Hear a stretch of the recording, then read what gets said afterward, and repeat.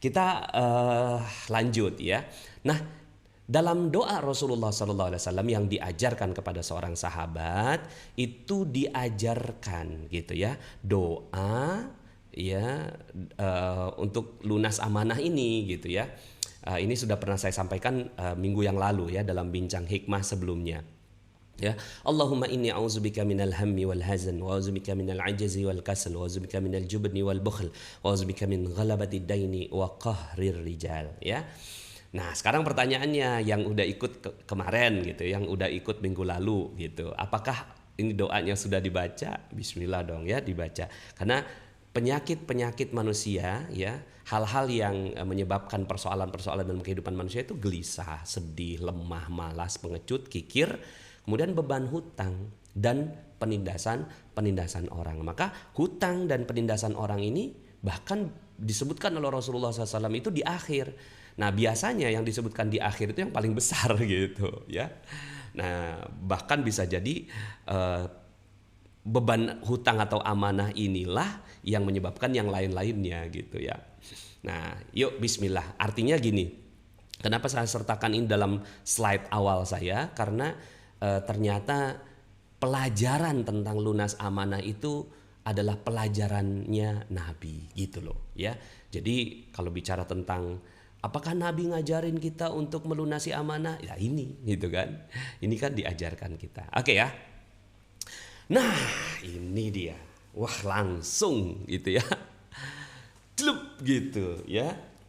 Sebentar ini kayaknya ada yang supaya rapih. Langsung jelek. Utang adalah kejahatan agama. Nah, loh ya. Jadi gini teman-teman semua, kita harus gitu loh ya. Kita kalau mau lunas amanah itu kita harus benar-benar tahu gitu loh. Ini sebenarnya yang kita hadapi apa sih gitu loh. Yang kita hadapi itu apa gitu. Karena banyak orang yang menganggap bahwa biasa aja gitu utang gitu loh. Hidup tanpa utang tuh kayak hidup tanpa garam gitu loh. Kayak sayur tanpa garam. Hello gitu. Ya, jangan gitu dong gitu ya. Atau bahkan katanya kalau seandainya saya nggak punya utang itu Pak Nas gitu kan, saya itu nggak bersemangat gitu dalam melakukan sesuatu gitu. Jangan gitu gitu. Ini yang saya pelajari gitu kan dari guru saya Kiai Mufassir gitu ya. Ya saya menganggap beliau guru tapi mungkin beliau tidak menganggap saya murid gitu ya.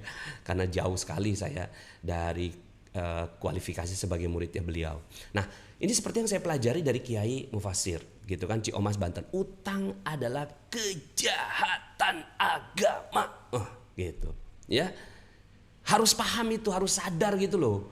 Karena kalau kita nggak sadar-sadar gitu loh bahwa utang itu adalah atau amanah ya. Ini saya sebutkan utangnya supaya kalau saya sebutkan amanah adalah kejahatan agama jadinya kan nggak cakep gitu loh ya. Jadi secara bahasa langsung to the point gitu loh. Supaya apa? Supaya kita benar-benar sadar gitu loh bahwa iya ya, kita sudah melakukan kejahatan gitu loh. Loh Pak Nas, bukankah dalam agama itu gitu? Bukankah dalam agama itu ada juga diatur tentang utang? Karena dia berpotensi gitu kan, punya kejahatan dalam sisi agama, maka diatur dengan ketat oleh agama. Ya, karena dia punya potensi gitu loh. Ya, misalnya nih gitu kan, bernafas gitu. Nggak ada aturannya gitu loh dalam agama karena bernafas ya sesuatu yang taken for granted gitu, udah embedded gitu dalam kehidupan manusia dan nggak akan ada hal yang bagaimana di dalam urusan bernafas. Tapi dalam urusan utang piutang ini kan banyak potensinya gitu loh. Jadi kita bicara tentang potensi dosa. Jadi ada banyak sekali potensi dosa yang muncul dari hutang. Dan kita udah belajar dalam ilmu magnet rezeki bahwa ya kenapa kok rezeki kita nggak nambah-nambah, karena ada perisai. Ya, ada perisai rezeki. Nah, perisai rezeki itu adalah dosa dan hutang adalah salah satunya. Ya, potensi riba. Saya nggak katakan riba, tapi ada potensi untuk riba gitu. Ya, kita udah banyaklah membahas tentang riba gitu ya. Sudah banyak masyarakat yang juga menyadarkan masyarakat tentang riba, tapi ada potensi di situ. Jadi kalau bicara utang gitu, itu tuh bicara tentang bagaimana dengan kredit Pak Nas. Iya ya sama. Potensi ribanya ada gitu loh. Potensi riba. Saya nggak mengatakan semua utang ada ribanya, tapi gitu kan, berpotensi. Orang-orang yang memberikan pinjaman gitu kan, karena ada inflasi dia pikir bahwa oh nggak adil dong kalau seandainya 3 tahun yang lalu kamu punya amanah kepada saya 1 juta, kemudian sekarang kamu bayar 1 juta. Itu ada potensi di situ, gitu ya. Nah maka saya terapkan riba atau terapkan bunga kepada kamu karena ada inflasi. Nah itu potensinya, ya sehingga akhirnya ya kalau seandainya dia berpotensi sama seperti agama itu ngajarkan kita untuk apa? Ngajarkan kita untuk menjauhi zina gitu kan. Wala taqrabuz zina. Jadi bukan zinanya yang bukan sekedar zinanya yang dilarang. Jadi ada juga yang mengatakan kan yang nggak diperbolehkan mendekati zinanya gitu. Jadi zinanya nggak dilarang. Kata siapa? Ada dalam surat 25 tuh surat Al-Furqan ya. Akhir-akhir surat Al-Furqan itu ya itu disebutkan tidak diperbolehkan untuk berzina. Jadi bukan hanya zinanya tapi mendekati zinanya itu juga dilarang oleh agama. Kenapa? Karena ada potensi ke arah sana. Nah begitu juga dengan utang. Utang dekat banget sama riba. Jadi hati-hati. Ya kemudian juga potensi bohong, manipulasi. Ya, yuk ngaku gitu. Udahlah kita ngaku aja deh gitu. Pada saat mungkin bank, kartu kredit atau apa nyampaikan ke kita gitu kan. Tolong yang ini disembunyikan, tolong yang ini gitu. Ya kemarin tuh barusan aja gitu kan saya pas nyampaikan materi gitu kan. Ada karyawan saya gitu kan. Iya Pak Nas dulu pada saat saya tuh ngajuin KPR gitu. Ngajuin KPR gitu. Itu dibilangin gitu, jangan ngomong kalau ngontrak gitu. Karena kalau kamu ngontrak, kalau kamu ngomong ngontrak gitu, nanti kamu nggak disetujui gitu. Bilang aja tinggalnya di rumah mertua, kan udah jadi bohong gitu. Kemudian belum lagi yang menyesuaikan buku tabungan gitu kan, ngerapihin rapot, ya kan rapot diri itu kan buku tabungan gitu kan. Potensi bohong manipulasi. Ya, jadi kalau seandainya potensi ini gitu ya nggak ada gitu, waduh ya mungkin gitu ya. Tapi kan ada potensi bohongnya. Kemudian juga potensi ingkar janji. Ini potensi ingkar janji. Jadi ya ingkar janji kan munafik. Ya innal munafiqina fid darkil asfali minan nar. Ya sementara orang-orang yang munafik itu berada di keraknya api neraka gitu. Ya jadi orang-orang yang berutang itu punya amanah itu kan ya dia ya nanti ya tarsok gitu. Ya. Kemudian juga dia punya potensi kedengkian. Ini yang saya pelajari dari barusan aja kemarin saya pulang dari beliau, dari Kiai. Itu kata Kiai begini gitu ya. Yang punya 2, ya punya 10 ditunjukin 10, itu aja udah dosa. Gitu. Jadi kita punya harta 10, ditunjukin ke orang lain 10, itu udah dosa.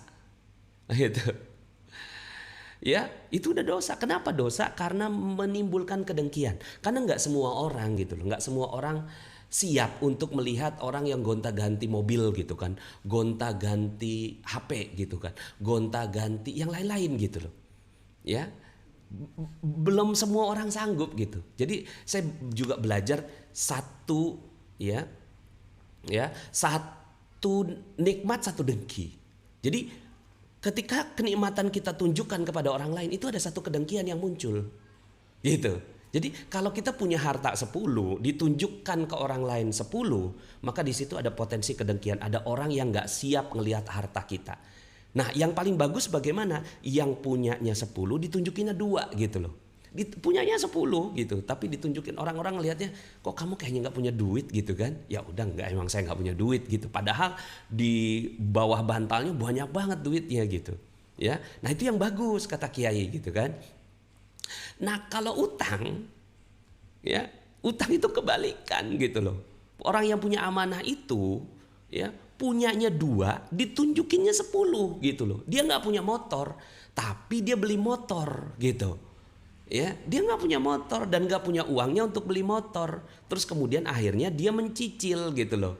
Kelihatannya sih oke-oke saja, fine-fine aja gitu. Tapi orang ngelihat dia bahwa dia punya motor, padahal nggak punya. Itu belum lunas gitu loh. Masih bunyi kredit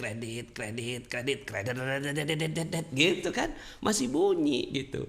Ya mohon maaf ya, mohon maaf sekali gitu ya. Materi kita tujukan untuk ya apa ya?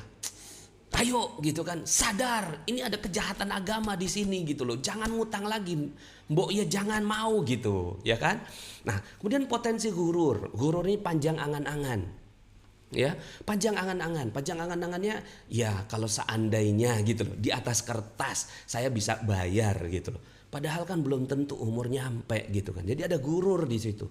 Gurur tuh panjang angan-angan. Seandainya saya hidup 2, 3, 4, 5 tahun lagi, pasti lunas ini amanah. Itu kan gurur. Nggak, kalau seandainya apa namanya meninggal dunia bagaimana? Nah, ada lagi akhirnya potensi untuk menutupi kegururan dengan asuransi gitu. Asuransi juga potensi, itu nanti kita akan bahas dalam pertemuan yang berikutnya. Jadi ada potensi gurur yang nantinya akhirnya ya padahal sebenarnya hidup bisa jadi besok sudah meninggal dunia. Kemudian potensi hilang akal. Ya kan? Ini nggak boleh gitu. Jadi kalau kita hilang akal gitu, kita nggak sah sholat gitu loh. Kita tuh sholat itu sahnya itu kalau seandainya kita akalnya tuh nyampe gitu. Tapi kalau seandainya kita hilang akal gitu, ya dihitungnya gila dalam agama gitu. Gimana nggak gila gitu kan? Dia minjem gitu kan, minjem sama bank misalnya gitu ya, minjem sama bank yang katakanlah marginnya atau bunganya itu gitu kan, itu cuma 1%, 2% sebulan gitu, ya. Terus nggak lunas. Gitu. Pada saat nggak lunas gitu kan, akhirnya dia nggak sanggup. Terus datang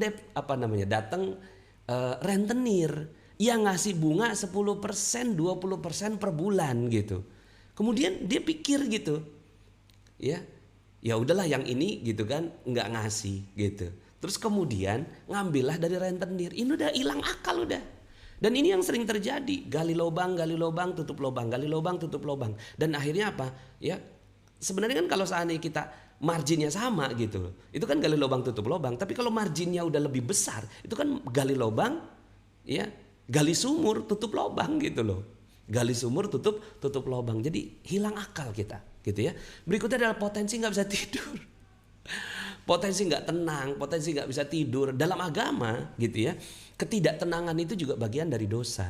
Makanya Allah Subhanahu wa taala memanggil orang-orang yang sudah jiwanya tenang. Ya ayyatuhan nafsul mutmainnah. Wahai orang-orang yang jiwanya sudah tenang. Yang nggak tenang nggak dipanggil sama Allah gitu. Ya, lunasin dulu utangnya, lunasin dulu amanahnya, baru tenang kamu hidup, gitu kan? Ya jadi bismillah ya, salat ini tuh untuk ngegedor kita gitu loh, bahwa ini ada kejahatan di sini. Dan ada potensi putus asa. Ya, la taqnatu mir rahmatillah. Jangan putus asa dari rahmat Allah. Tapi orang-orang yang amanahnya belum kebayar, itu dia bilang lebih baik saya mati aja deh gitu. Dan udah banyak banget gitu kan. Nah, teman-teman semuanya, kita harus sadar ini bahwa utang adalah kejahatan agama. Saya nggak mengatakan itu sebagai kejahatan negara gitu, enggak gitu ya. Ya negara masih oke-oke aja gitu ya. Tapi ya ini adalah potensi kejahatan agama. Yuk bismillah sama-sama kita rapihkan ya.